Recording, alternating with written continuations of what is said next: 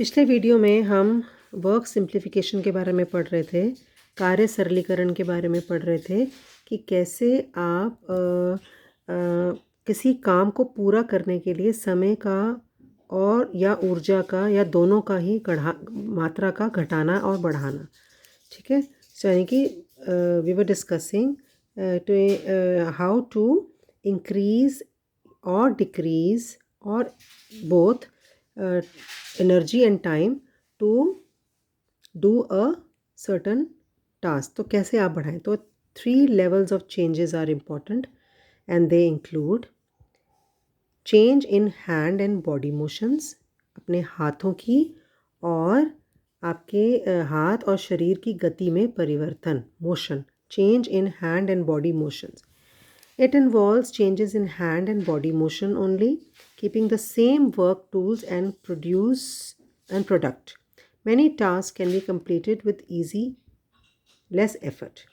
Change in hand and body motions. इसका मतलब है कार्य के उपकरणों और उत्पादों को यथावत रखते हुए, वही सेम रखते हुए हाथ और शरीर की गति में परिवर्तन लाना है आपको। मतलब कि सेम वर्क टूल्स रखोगे, सब कुछ सेम रखोगे, लेकिन आप किस पे चेंज करोगे? अपने हाथ में, हाथ की गति में और शरीर की गति के अंदर। आगे पढ़ के देखते हैं क्या है ये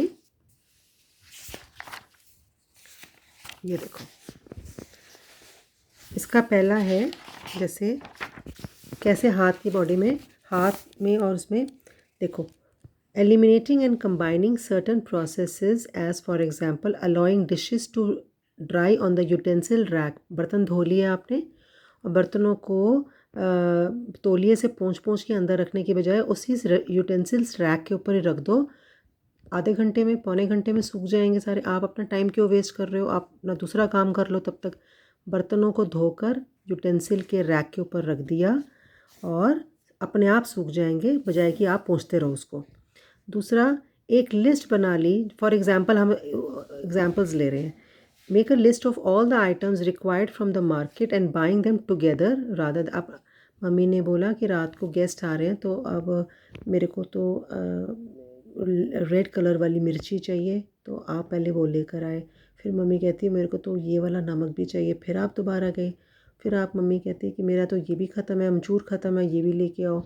तो आप अगर 3 चक्कर ऐसे 3 आइटम के लिए आप बाज़ार के लगाओगे तो आपका टाइम बहुत वेस्ट होगा।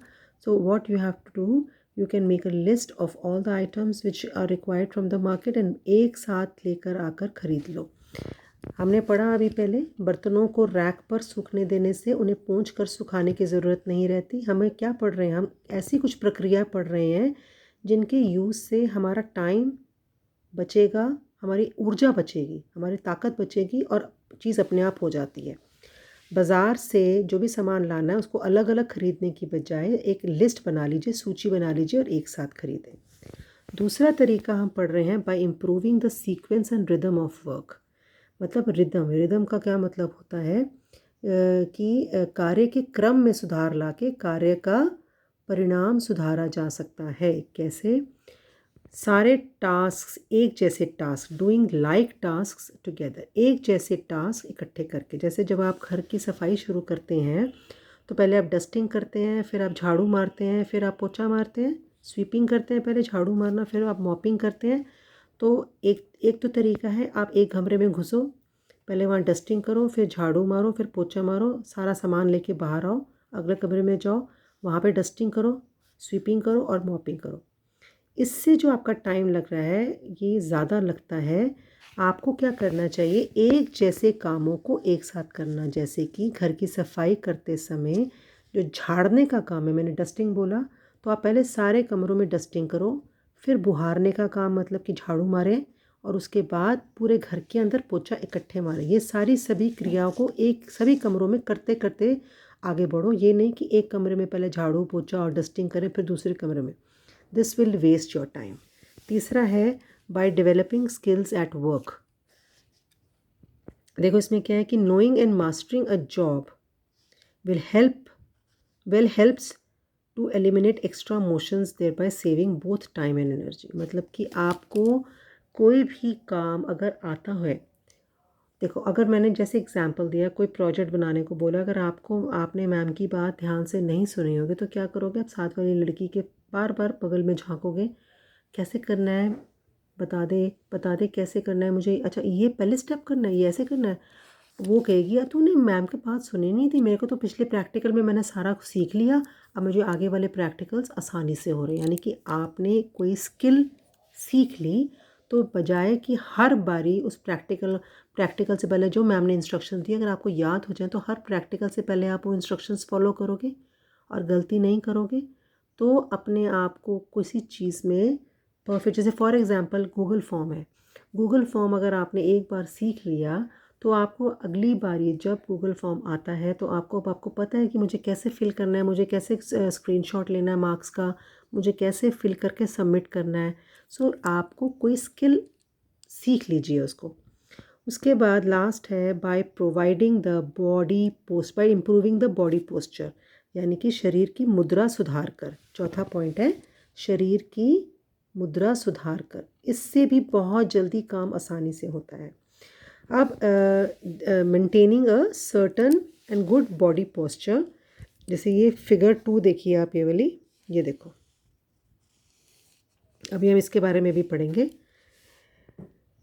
Okay, maintaining a good correct and good body posture using muscles effect, अपनी मसल्स को यूज़ करना, सारे जो बॉडी पार्ट्स हैं आपके उनको एक ही, मतलब ये बीच की जो एक लाइन मैं अभी बताती हूँ आपको, ये बैलेंस्ड है, यानी कि एक ये सच में कोई लाइन नहीं है, ये हमने इमेजिन करी है कि आपका जो लेफ़्ट पार्ट है बॉडी का और जो राइट पार्ट है बॉडी का, वो इस बैलेंस बिल्कुल दोनों बैलेंस्ड है, they are in alignment, body parts alignment, ये नहीं कि एक ज़्यादा झुका हुआ एक कम झुका हुआ है। For example use of long handle on the broom instead of bending and sweeping in order, जैसे अगर आप मैं आपको अभी दिखाती हूँ ये पिक्चर्स कि आपने ये देखो, एक लंबा डंडा लेकर आप झाड़ू मार रहे हैं, ये आपका बॉडी का पोस्चर बिल्कुल सीधा है। ये देखो आप खड़े हुए हो, बिल्कुल बॉडी पोस्चर अच्छा है आपका। यहाँ देखो, ये सारे करेक्ट बॉडी पोस्चर, सीधा बैठी हैं बिल्कुल, अलाइनमेंट बॉडी की सारी बिल्कुल ठीक है, सीधी है, यहाँ भी बिल्कुल सीधी है, कुछ झुक नहीं रही, कुछ कर नहीं रही, जो भी काम कर रही हैं अपने हाथों के लेवल पे कर रही हैं, ये बिल्कुल ठीक है। ठीक है, ये देखो काम कर रही हैं, सीधा बिल्कुल खड़े होकर कर रही हैं, अपनी हाइट से के सामने जो लेवल है उससे कोई झुकना नहीं पड़ रहा, ये जो भी चीज़ें उनके किचन में है वो उनकी आर्म की रीच में, यानी कि उनके हाथों की रीच में है। ये करेक्ट बॉडी पोस्चर है बेटा। करेक्ट बॉडी पोस्चर का मतलब है, आप देखो आपका मैंने अभी बताया ना, आपका ये बॉडी पोस्चर ये है, अगर आप इससे हटते हैं तो आप तकलीफ़ में आएंगे, आपकी बॉडी में दर्द शुरू हो जाएगा। इसके बारे में भी पढ़ लेते हैं, गुड स्टैंडिंग पोस्चर क्या होता है। गुड स्टैंडिंग पोस्चर का मतलब होता है, a good standing position is one in which the head, neck, chest and abdomen are balanced one upon another, so that the weight is carried mainly by the bony framework and minimum effort and strain is placed upon the muscles and ligaments. जितना इनको टेढ़ा करोगे उतना आपका posture बीच balance से ख़राब हो जाएगा और आपकी बोन्स के ऊपर प्रेशर आएगा। सिमिलरली गुड सिटिंग पोस्चर, ये सिटिंग पोस्चर भी बताती हूँ आपको।